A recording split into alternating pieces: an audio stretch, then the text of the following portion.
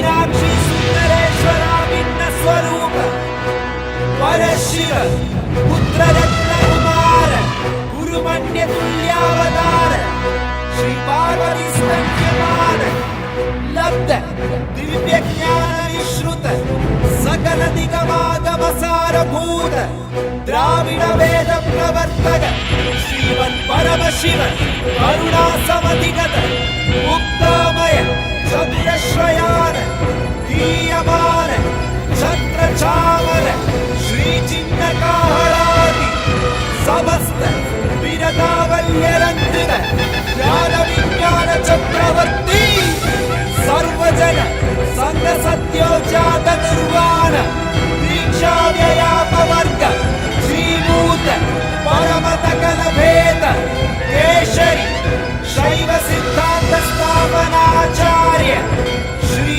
राजाधिराज पांड्य महाराज गुरु श्रवण शाक्यादि महातकार निर्वाण ज्ञानवाणु दीक्षानर्हार्ह वचोचेदन पूर्वक ऋषभध्वज स्थापक शैव समय कर्तृ सर्वज्ञ पीठारूढ़ श्री जगद्गुरु श्री ज्ञान संबंध देशिक स्वामी वागीश सुंदर माणिक्य वाचक स्वामिना अवतार भूत श्री ज्ञान संबंध स्वामी पुनरुद्धृत श्यामला पीठ महासंस्थान ज्ञान साम्राज्य शासक सर्वज्ञ पीठारूढ़ तृणवत्युत्तर वशतम गुरु महासन्निधान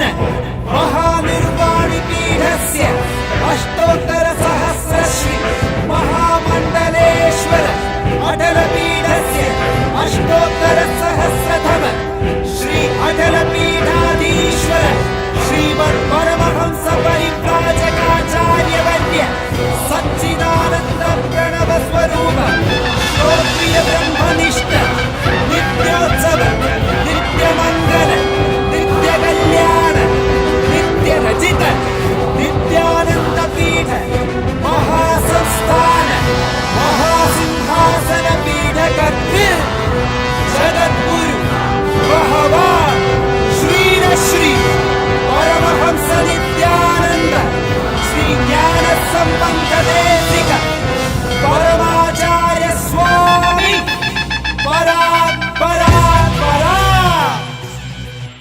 नित्यानन्देश्वर परम शिव समारम्भाम् नित्यानन्देश्वरि पराशक्ति मध्यमाम् अस्मदाचार्य पर्यन्ताम् वन्दे गुरुपरम्पराम्. நித்யானந்த பௌர்ணமி. உயிரின் உயிர்ப்பை ஆழ்ந்து கேளுங்கள். உயிரின் உயிர்ப்பை, மனித வாழ்க்கை, மனித உயிரின் நோக்கம் மட்டுமல்ல, உயிர் உயிர்த்திருப்பதன் உயிர்ப்பின் உயிர்ப்பு. ஏன் உள்ளுள் உள் உறைந்து உள்ளது உள்ளபடி உயிர்த்து உயிர்த்து மலர்கின்றதோ, அந்த உயிரின் உயிர்ப்பின் உரைப்பின் உரைப்பு ஆழ்ந்து புரிந்து கொள்ளுங்கள்.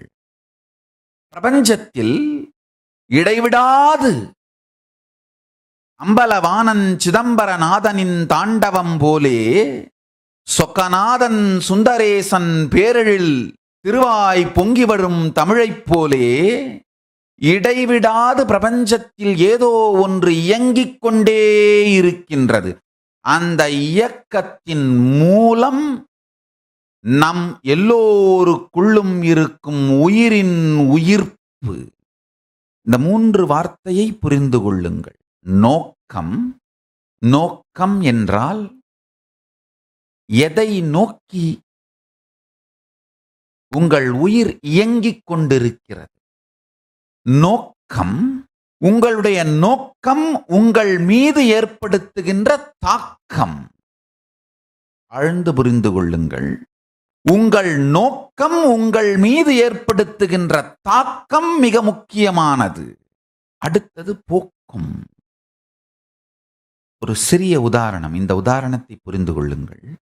மனிதன் தன்னுடைய வாழ்க்கையில் பல்வேறு நோக்கத்தோடு இயங்குகின்றான். சில நேரத்தில் வாழ்க்கையை அமைதியோடு வைத்துக் கொள்வதற்காக இயங்குகிறான். சில நேரத்தில் வாழ்க்கையை சுகத்திற்காக இயக்குகிறான்.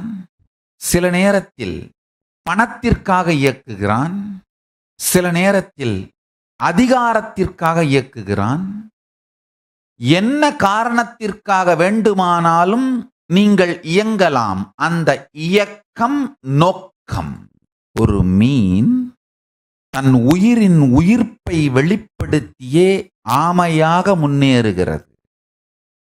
ஆமை தன் உயிரின் உயிர்ப்பை வெளிப்படுத்தியே பன்றியாக மாறுகிறது. ஜீவனின் உயிரின் பரிணாம வளர்ச்சி கூட நம் உயிரின் நோக்கத்தை சார்ந்துதான் இருக்கின்றது. ஆழ்ந்து கேளுங்கள். பிரபஞ்சத்தின் பேர் உண்மைகள்.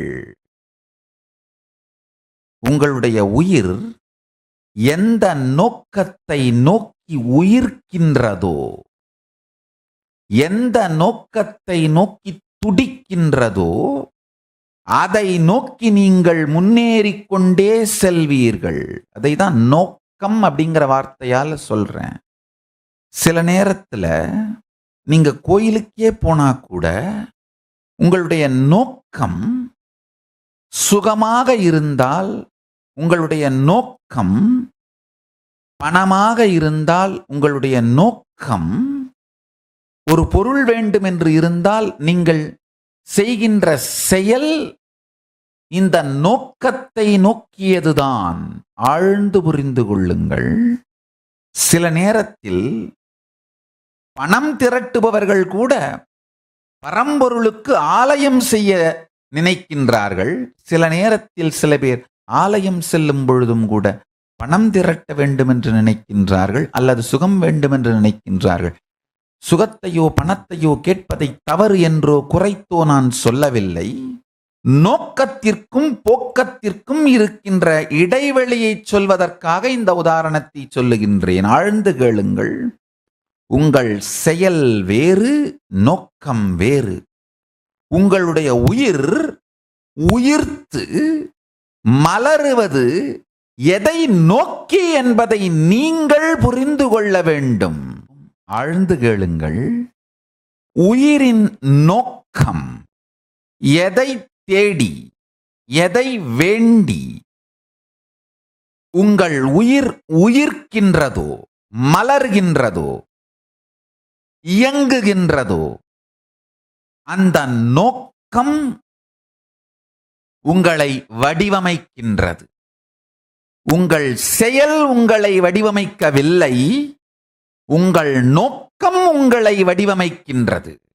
நோக்கம், செயல், நோக்கத்தினால் உங்கள் மீது நீங்கள் ஏற்படுத்திக் கொள்ளும் தாக்கம். ஆழ்ந்து புரிந்து கொள்ளுங்கள். சில நேரத்தில் நாம கோயிலுக்கு போற செயலை செய்வோம், ஆனால் பணம் வேண்டும் என்கிற நோக்கம். சில நேரத்தில் பணத்தை சம்பாதிக்கின்ற செயலை செய்வோம், ஆனால் கோயில் கட்ட வேண்டும் என்கிற நோக்கம். இங்கு நோக்கம்தான் உங்கள் மீது தாக்கத்தை ஏற்படுத்துகிறதே தவிர செயல் அல்ல. ஆழ்ந்து கேளுங்கள். நோக்கம், செயல், நோக்கம் உங்கள் மீது ஏற்படுத்தும் தாக்கம். இந்த மூன்று வார்த்தையை புரிந்து கொள்ளுங்கள். செயல் உங்கள் மீது பெருந்தாக்கம் ஏற்படுத்துவதில்லை. உங்கள் ஆக்கத்திறன், கிரியேட்டிவிட்டி மேல வேணா செயல் தாக்கம் ஏற்படுத்தலாம். ஆனால் உங்கள் நோக்கம்தான் உங்கள் உயிர் மீது தாக்கத்தை ஏற்படுத்தும். உங்கள் நோக்கம் உங்கள் உயிர் மீது ஏற்படுத்தும் தாக்கம்தான் உங்களுடைய மண்டலம். The ecosystem of you. உங்கள் ஒவ்வொருவரை சுற்றிலும் ஒரு மண்டலத்தை நீங்கள் உருவாக்குகிறீர்கள். ஆழ்ந்து புரிந்து கொள்ளுங்கள். உங்கள் ஒவ்வொருவரை சுற்றிலும் நீங்கள் உங்களை பற்றி என்னவாக நினைக்கிறீர்களோ, உங்கள் நோக்கம் எதுவோ அதை சார்ந்து உங்களை நோக்கி உங்களுக்குள் நீங்கள் ஒரு உணர்வு மண்டலத்தை உருவாக்குகிறீர்கள். Each one of you are an ecosystem by your own independent right. ஆழ்ந்து கேளுங்கள். உயிர்ப்பது அதன் நோக்கத்தை சார்ந்துதான். நீங்க எல்லாரும் நீங்கன்னு உங்களை எதை நினைக்கிறீங்களோ, உங்களுடைய உண்மையான நோக்கம் எதுவா இருக்கோ அதை சார்ந்துதான் உங்களை சுற்றி ஒரு உயிர் மண்டலத்தை உருவாக்குகிறீர்கள். நீங்க எல்லாருமே an ecosystem. All of you are an individual ecosystem by your own right, by your own existence. நீங்கள் எல்லோருமே உங்களுடைய உயிர்ப்பினாலும் எந்த நோக்கத்திற்காக உங்கள் உயிர்க்கிறதோ அந்த நோக்கத்தின் சக்தியாலும் அந்த நோக்கம் உங்கள் உயிரின் மலர்ச்சியின் மீது ஏற்படுத்தும் தாக்கம். இதனால் இவைகளின் காரணத்தால் நீங்களே ஒரு உயிர் மண்டலமாக மாறுகிறீர்கள். ஆழ்ந்து புரிந்து கொள்ளுங்கள். உங்களுடைய செயல்கள், உங்கள் ஆக்கத்திறன், கிரியேட்டிவிட்டி மேல வேணா தாக்கத்தை ஏற்படுத்தலாம். ஆனா உங்க நோக்கம் மட்டும்தான் உங்கள் உயிர் மீது தாக்கத்தை ஏற்படுத்தும். பணத்துக்காக கோவிலுக்கு போறவங்க உண்டு, கோவில் கட்டணுன்றதுக்காக பணம் சம்பாதிக்கிறவங்க உண்டு. செயல் இங்கு முக்கியம் அல்ல, நோக்கம் முக்கியம். ஒருத்தன் கோயிலுக்கு போறான் அப்படிங்கிற காரணத்திற்காக அவன் ஒரு உயிர் மண்டலமாக மாறிவிடுவதில்லை. ஒருவேளை அவன் கோயிலுக்கு போற காரணம் பணம் சம்பாதிக்கிறதா இருக்கலாம். அப்ப அவன் பணத்திற்கான ஒரு உயிர் மண்டலமாக மாறுகிறான். பணம் சம்பாதிப்பது தப்புன்னு நான் சொல்ல வரல. நீங்க என்ன நோக்கத்தோடு இயங்குகிறீர்களோ அந்த நோக்கம் சார்ந்த உயிர் மண்டலமாக நீங்கள் மாறுகிறீர்கள். சில பேர் பணம் சம்பாதிக்கிறதே கோவில் கட்டுறதுக்காக. ரங்கநாத பெருமானுடைய ஒரு மிகப்பெரிய பக்தர் கொள்ளையடித்தே ரங்கநாதன் திருக்கோயில் செய்து வைத்தார். அவர் செய்த செயல் கொள்ளை, ஆனால் நோக்கம் பெருமான் ஆலயம் செய்து வைத்தல். கொள்ளையடிக்கிறது சரின்னு நான் சொல்ல வரல. அவருடைய நோக்கத்தின் காரணமாக பெருமானுடைய வைகுண்ட மண்டலமாக அவர் வாழ்ந்தார். வாழும் பொழுதே வைகுண்ட மண்டலமாக, ecosystem of Vaikunta he lived. வைகுண்டத்தின் ஈகோ சிஸ்டம் அவர் வாழ்ந்தார்.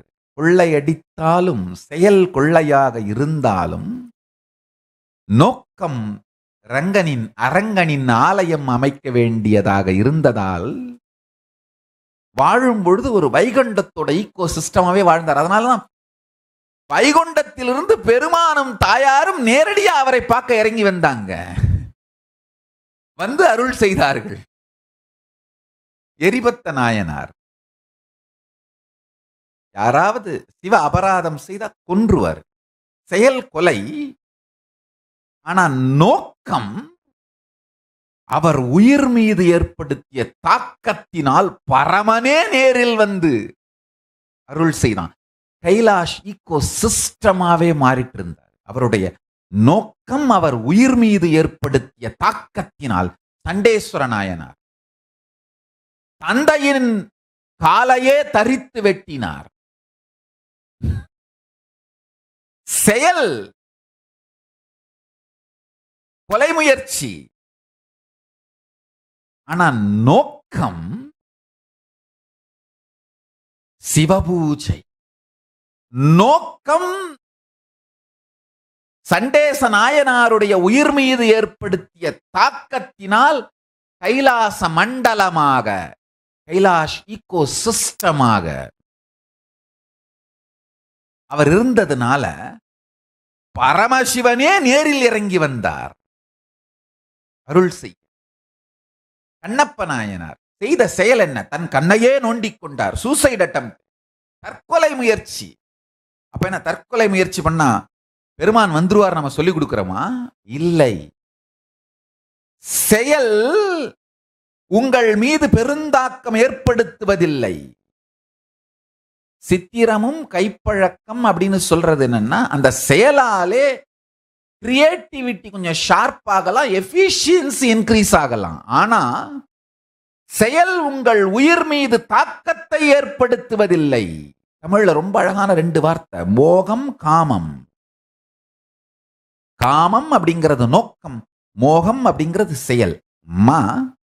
முகம். உங்களுடைய செய்கின்ற செயல் உங்களுடைய உருவாக்கும் திறன், கிரியேட்டிவிட்டி மேல வேணா தாக்கத்தை ஏற்படுத்தலாம், கிரியேட்டிவிட்டி மேல வேணா எஃபிஷியன்சி ஏற்படுத்தலாம். ஆனா உங்களுடைய நோக்கம்தான் உங்கள் உயிர் மீது தாக்கத்தை ஏற்படுத்தும். உங்கள் நோக்கம் உங்கள் உயிர் மீது ஏற்படுத்தும் தாக்கமும் சேர்ந்துதான் நீங்கள் ஒரு வளிமண்டலமாக, ஈகோசிஸ்டமாக, மண்டலமாக மாறுகிறீர்கள். உங்க உடம்பு ஒரு மெஷின், இயந்திரம். உங்க உணர்வு தான் அதை இயக்குற சாஃப்ட்வேர். நீங்க உங்களை தனி மனிதன் நினைச்சீங்கன்னா அந்த மனிதனுக்கான குணங்கள் தான் வெளிப்படும். பசி, தூக்கம், மலம், மூத்திரம், மைதுனம், காமம், இந்த போக்கில தான் உடல் வாழ்க்கை இயங்கும்.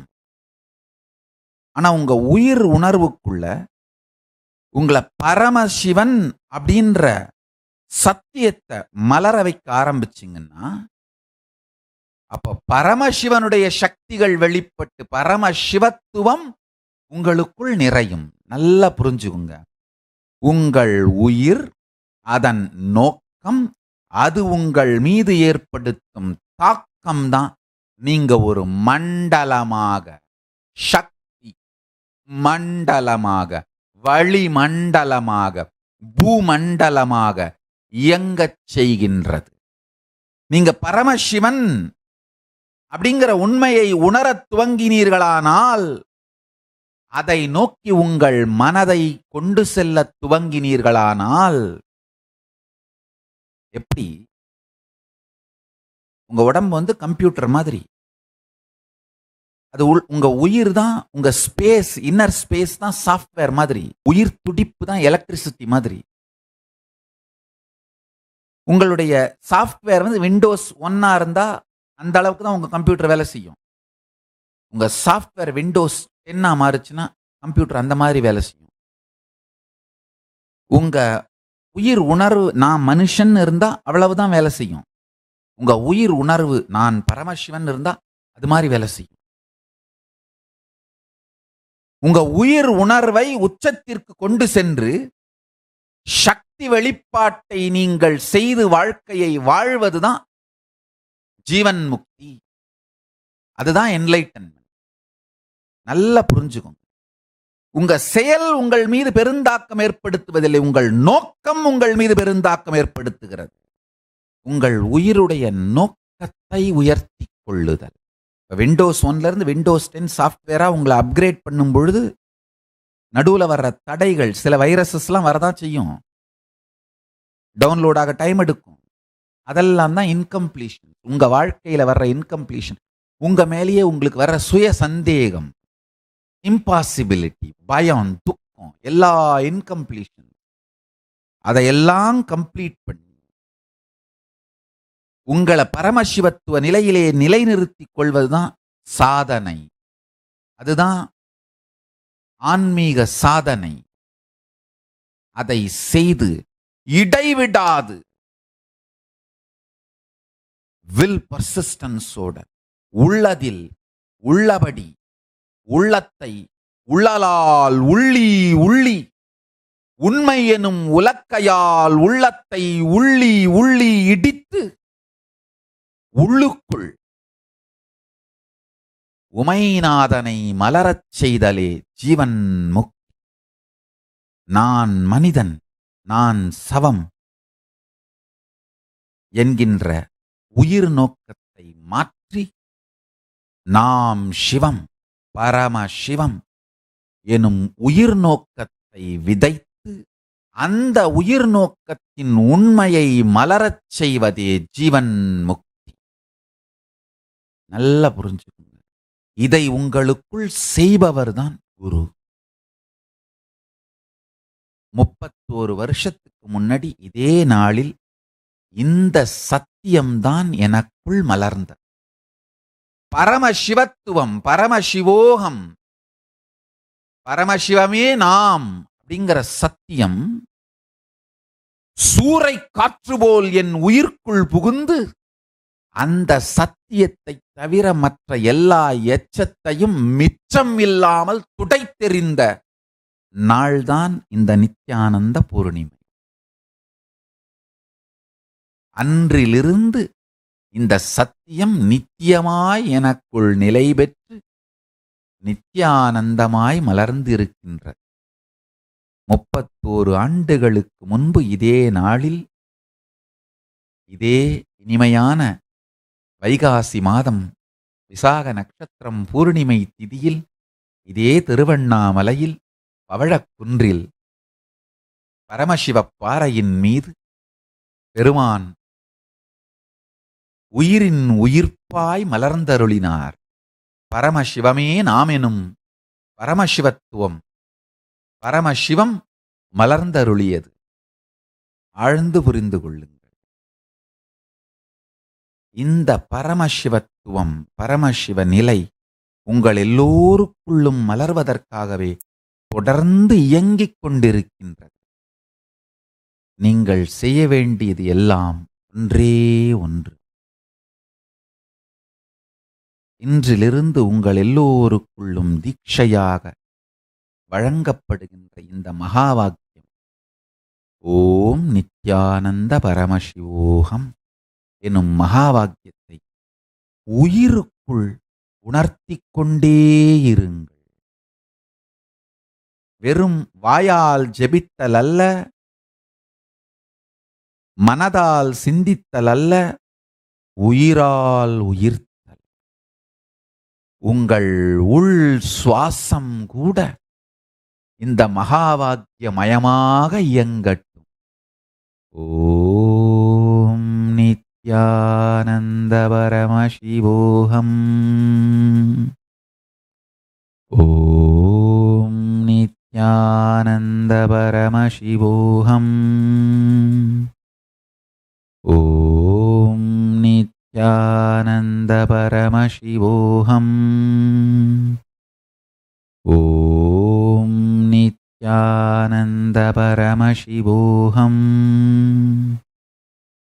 இந்த மகாவாக்கியம் உங்களின் உயிருக்குள் உயிர்த்து கொண்டே இருக்கட்டும். உயிருக்குள் உயிர்த்தவாறே இருக்கட்டும். ஆழ்ந்து புரிந்து கொள்ளுங்கள். 24 மணி நேரமும்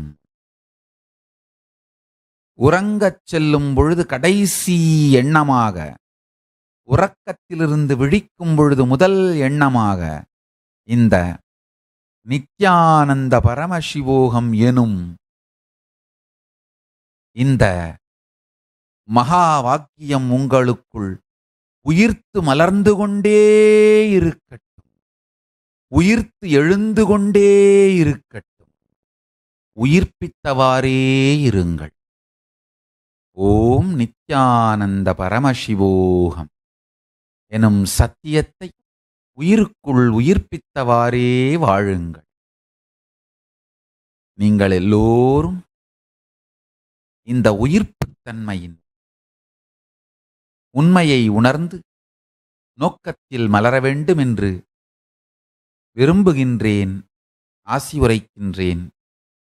நாம் எல்லோரும் நித்யானந்த நிலையில் நிறைந்து நித்யானந்தத்தில் மலர்ந்து பரமசிவமாய் மலர்ந்து பரமசிவத்தன்மையில் நிலைத்து நித்யானந்த பரமசிவோகம் எனும் உணர்வில் மலர்ந்து நித்யானந்தமாய் நிறைந்திட ஆசீர்வதிக்கின்றேன். ஆனந்தமாக இருங்கள்.